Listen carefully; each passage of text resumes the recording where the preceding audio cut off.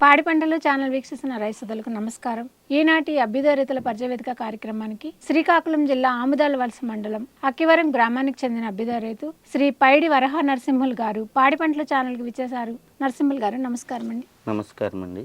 వీరు వరి మాగాణిలో zero tillage లో మొక్కజొన్న సాగు చేస్తున్నారు. జీరో టిల్లేజ్ లో మొక్కజొన్న సాగు వలన ఎటువంటి ఫలితాలు పొందుతున్నారు అనేది ఛానల్ ద్వారా తెలియజేస్తారు. పాడి పంటల ఛానల్కు నమస్కారం అండి. నా పేరు పైడి వరహ నరసింహులు. మా శ్రీకాకుళం జిల్లాలో జీరో టిలేజ్ మేజు అంటే వరి మాగాణల్లో దున్నకుండా డైరెక్ట్గా నాటుకునే విధానం ద్వారా మా రైతాంగానికి గత 5 సంవత్సరాల నుంచి మంచి దిగుబడులు సాధించడమే కాకుండా భూమి యొక్క ఆర్గానిక్ కంటెంట్స్ పెంచుకోవటానికి ఈ మొక్కజొన్న ద్వారా వచ్చే లాస్ట్ రోటోవేటర్ ద్వారా అంతర్కృషి చేయడం, యువతలం భూమిని కాపాడుకోవడమే కాకుండా ప్రస్తుత పరిస్థితుల్లో మొక్కజొన్న అనేది మాకు మంచి ఆదాయం ఇస్తుంది.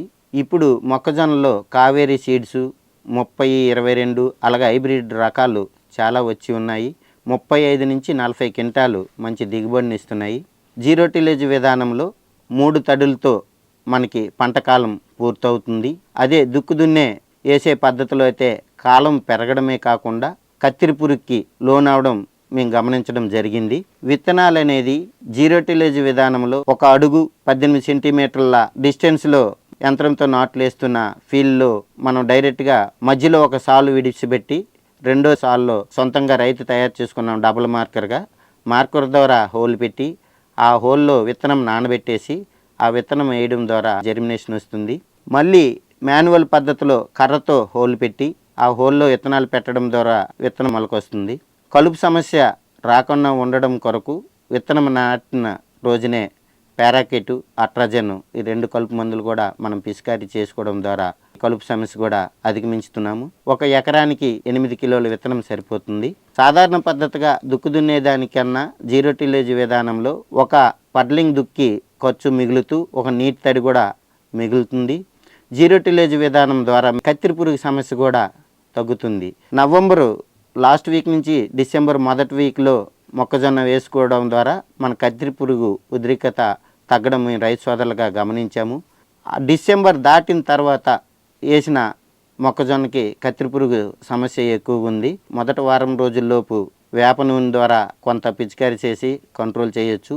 తర్వాత క్రమేపు కత్తిరి పురుగు ఎక్కువ ఉంటే సస్యరక్షణగా అమైనో బెంజెట్ కానీ గుళికలు కానీ ఇవి వేసుకుంటూ ఉద్రిక్తతని వ్యవసాయ శాస్త్రవేత్తల ద్వారా వాళ్ళు ప్రచురించే పాంప్లెంట్స్ ద్వారా మనకి వివరంగా తెలుసుకొని సత్ఫలితాలు పొందుతున్నాము.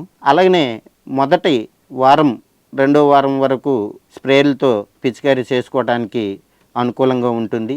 మొక్కజొన్న హైట్ పెరుగుతున్న కొద్దీ మామూలు స్ప్రేలతో పిచికారీ చేసిన ఆ మందు అనేది మనపై పడి అవతల పంటనే కాకుండా మన కూడా పురుగునితో ఇబ్బంది పెట్టే రకంగా మందులు పనిచేస్తాయి. కాబట్టి డ్రోన్ మొక్కజొన్నకి ఈ మధ్యకాలంలో బాగా ప్రాచుర్యం చెందుతుంది. ఎందుకంటే మొక్కజొన్న హైట్ పెరిగిన కొద్దీ మనుషులను పిచికారీ చేయలేము కాబట్టి డ్రోన్స్ వాడడం ద్వారా తక్కువ కాలంలో ఎక్కువ ఎకరాలు పిచికారీ చేసుకోవచ్చు. కత్తిరి పురుగే కాకుండా కాయ తులసి పురుగును కూడా ఈ మధ్యకాలంలో సమర్థవంతంగా ఎదుర్కోవడం జరిగింది. ఈ డ్రోన్స్ వాడడం ద్వారా 25% మందును కూడా మనం తగ్గించుకున్న వాళ్ళం అవుతున్నాం. తక్కువ కాలంలో ఎక్కువ ఎకరాలు పిచికారీ చేయడమే కాకుండా రైతులు మందు బారి పడకుండా మన ఆరోగ్యాన్ని మనం కాపాడుకున్న వాళ్ళం అవుతున్నాం. ప్రతి ఒక్క రైతు సోదరులు కూడా పాడి అయిపోయిన ఎమ్మటే జీరో టిలేజ్ మేజ్ విధానంలో వెళ్ళి ప్రస్తుత తరుణంలో వాతావరణ అనుకూలించిన పల్సస్ పంటలు కొద్దిగా మనకు తక్కువ అవడం వల్ల మేజుపై మేము దృష్టి పెట్టడం, మంచి దిగుబడులు సాధించడం జరుగుతుంది.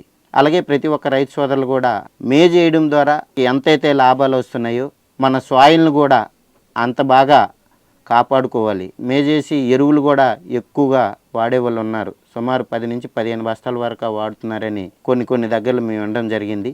ఆ ఎరువులు మోతాదును తగ్గించి మనం ఏదైతే పంట ఉందో పంట అనంతరం మళ్ళీ అదే ఆ పంటగా మిగిలి ఉన్న వ్యర్థాలని కల్టివేట్ చేసి మళ్ళీ పొలంలో కలిదున్ని భూసారం కూడా కాపాడుకున్న వాళ్ళం. ఈ రకంగా చేసుకుంటే మంచి దిగుబడులు సాధించవచ్చని నేను ఒక రైతుగా ఈ పాడి పంటల ఛానల్ ద్వారా మీ అందరికీ తెలియజేస్తున్నాను. జీరో టిలేజ్ విధానంలో మొక్కజొన్న సాగు గురించి డ్రోన్తో పిచికారీ వలన పురుగుల నివారణ సమర్థవంతంగా చేయవచ్చని ఛానల్ ద్వారా చాలా చక్కగా తెలియజేశారు. ధన్యవాదములు. ధన్యవాదాలు మేడం.